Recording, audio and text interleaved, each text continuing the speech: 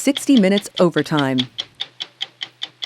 This week on 60 Minutes, we interviewed Denver Riggleman, an ex-military intelligence officer and former Republican congressman who until April worked for the January 6th committee. Riggleman oversaw a data-driven operation for the committee that helped analyze text messages between President Trump's chief of staff, Mark Meadows, and, among others, Ginni Thomas, the wife of Supreme Court Justice Clarence Thomas. Ginni Thomas. Yes. How would you characterize her texts? Her text was sort of, I think it's a gallop through fever dream daisies. You write about Ginni Thomas, it was an open secret around the beltway that her views had gotten pretty extreme. What really shook me was the fact that if Clarence agreed with or was even aware of his wife's efforts, all three branches of government would be tied to the Stop the Steal movement.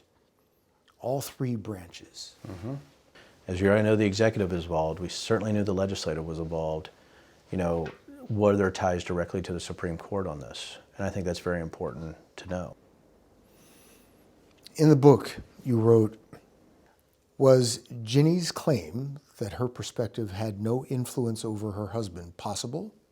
Sure, you wrote. Was it probable? Hell no.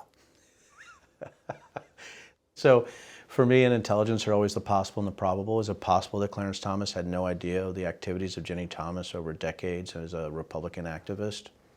Possible. Had no idea about what was going on during the election and Biden and Trump and her connections to the administration? Possible. Is it probable? I just can't even get my arms around that being probable.